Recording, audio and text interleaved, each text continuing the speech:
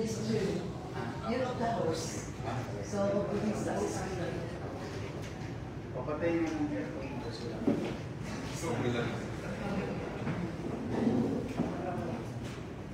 So, are you going to have it this year or 2026? 2026, so it's going to happen from Jan 20 to 15. So parang siyang pre-event before Chinese New Year. Kasi Chinese New Year is Feb 17. So, the competition Feb 10 is the coronation. Saan gagawin? Araneta po. Sa Araneta. Yes. And then we'll have So, you're about to fill in the entire Araneta. hopefully. Oh. So now we have 30 candidates from 15 countries. So what's good is, diba, we're the oldest Chinatown and we're promoting it to the world. So I think it's a good opportunity also. Why not do it in Metropolitan Theater? Most, I think, that's one of the jewel of Manila and mas historic. Because you're just across the bridge, sort of saying it's in Manila. Actually, for next year, we're doing a Philippine version. So maybe for the Philippine version, I think that can be the best place. So this is like international. So other countries will join. Yes, sir. Actually, as far as UK, Belgium, French Polynesia, and Tahiti, na mga Chinese nationals din. So it's gonna be a really interesting roster this year. So overseas Chinese po siya lahat. So Chinese Canadian, Chinese American. So lahat sila may Chinese nila. Ako, nagsimula yan sa Manila. Miss Chinatown. So what do you want me to do? So How can I help? Actually, we'll have activities in Manila. So we'll have a Binondo Day. Oh, good. So I think we should be working hand in hand with Crystal Bagaching, our director for DTCAM, to assist you for some logistical needs. Our tourism officer, director, si Crystal pare, para maiikot kayo dito sa Manila, makatulong man lang ang syudad ng Manila. That would be wonderful for me. Binondo is one of the oldest Chinatown in the world and the biggest. Malaki ang...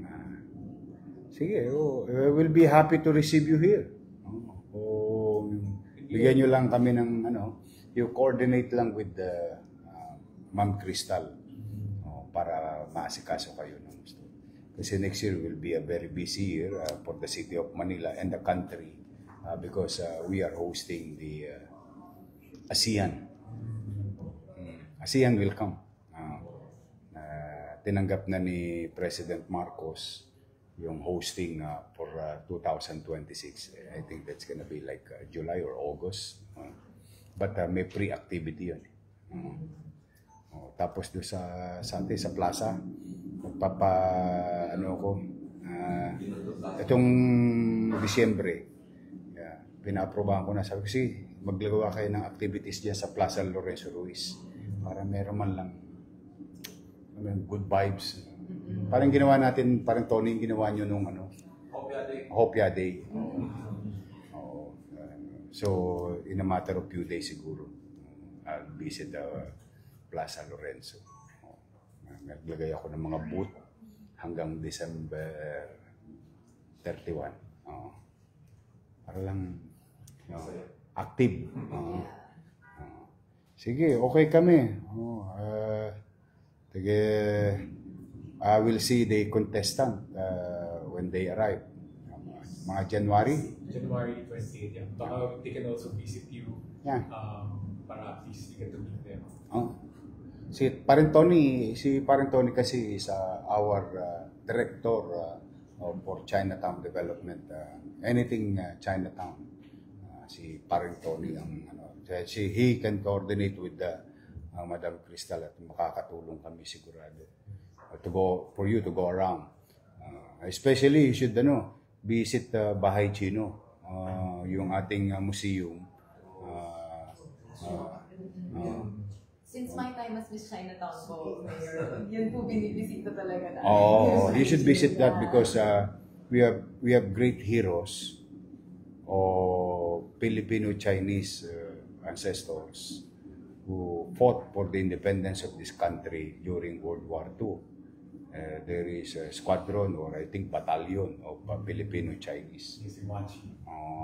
Yeah. These are soldiers with mixed blood as Filipino-Chinese during the fighting for independence of this country during World War II. Now, second, I think you should visit the statue of Ong Pin, because Ong Pin is a Filipino-Chinese, while his Chinese is more Filipino than other Filipinos, because he spent his life savings to fund the revolution during the Spanish time. These are worth, giving a matter of respect today, this generation, to those who have sacrificed for what we so called today independence. He is a Filipino-Chinese, si Ong Pin. Ano doon sa kanto? Inalagaan ko yun eh. Inalagaan ko. He paid the price at the time. He's funding the revolution at the time. Although mayaman siya, pero siya nagsusupport sa mga Filipino revolutionary, the armed portion of the fight against the Spaniards at that time. And hindi siya nagsusuot ng kamise. Ano niya? Ang sinusuot niya, ang sinusuot niya, barong Tagalog. Maganda yung istorya nun, nakakaligtaan lang. Kaya sometimes it's worth going back and remind ourselves who we are, where we belong, and what we are as a Filipino. Sa amin naman dito, we try to at least in our own little way. Kaya nung there was a proposal to ban parking, sabi ko, di bukas patay na Binondo. Ako yung mga taga Binondo, tuwan-tuwa yan na maraming pumaparada. Kasi maraming bumibili. Without this vehicle, sanay kami ng ganito. Ganito kami sa Maynila. We come, buy, transfer, sell. That's who we are in Chinatown. That's the way it is. Hindi pa kami tao. And we survive like that. So, the least thing that the government can do is to put certainty. Put order. This is allowable. This is not allowable. Yeah. Then, live and let live principle are being applied in downtown. Para ba umikot ang... Kasi in Manila, particularly Binondo, we don't produce anything. We don't. But we distribute everything. Name it. Simula sa plastic, papel, lahat yan, we distribute. And the raw materials for production sa mga planta, again, starts in Manila because of our ports. So that's how it is. In the other cities, human capital, BPO, o gano'n. Kami hindi. Distribution naman kami. Kaya, buti naman na nakinig naman during the discussion ng MMDA, Metro Manila Mayors. May mga area non-parkable. May mga area na kailangan nating intindihin at unawain, particularly Manila, because it's a very old city. Hindi yan new development na ang kable ng kuryente nasa ilalim, ang building may parking sa loob. Kasi nung araw dito, kahit nung basurero pa ako, building old building, 3 floors. Yung baba, tindahan, yung second floor bodega, third floor bahay. Kaya makikita mo yung ating mga Filipino-Chinese in the morning, they just wear a pambahay shirt. Binabantayan yung tindahan. Then they close down. Then sleep. That's how it is. Ganun kami namuhay dyan sa Chinatown.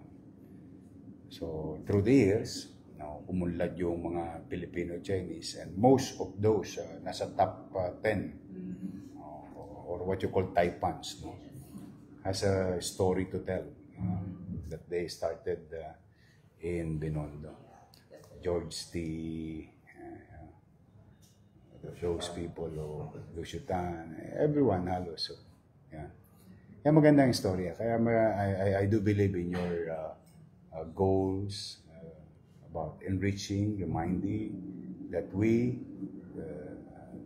Filipino-Chinese, can live together in harmony. And we are all Filipinos. At the end of the day, ayun ang lagi kong mensahe sa dalawang taon. Certain rules. Sige, I'll be expecting you by Yes, by January. Tapos Mayor, we're planning also to do a night photo shoot in the bridge. approve. Yeah, kasi it's very, very nice there. You can do two things, no, two bridges. If you want the old Manila concept, you go to Jones Bridge. If you want the Philippine-Chinese bridge, you go there. With semblance of Chinese. You can do it, and then we can assist you to be in Esplanade with the backdrop of the bridge, both the right side and the left side. Yeah, we'll be happy to assist you. Yeah. And maybe we can do something for your city also. Like if you have like charitable events that you would want us to be involved in, we would love to be part of that. Tulungan nyo yung aking Marikina, yung Boys Town ko. Doon kayo. Malulugod kayo doon. Pati mga senior citizen ko doon. Meron kami mga bata doon na alaga namin. We are taking care of them. And also our seniors. Mga nakukuha namin sa kalsada. Ano doon? Yeah. That's through J. De La Puente. Para doon sa... Kasi gusto niya mga bata. Activity sila, sabi ko. We really want like a charitable activity on a Sunday. Yeah. Sa Boys Town. Oo. Matutuwa yan sila kung yun ang gusto nila. Ayun, surgical yun talagang. They need extra love and care. O sige, ha? Antabayanan ko lang kayo. O basta mag-abiso lang kayo kay Tony. Si Tony can have the resources of the city government that the organization can utilize. Okay. Thank you. So much, Mayor. Halika kayo dito tayo.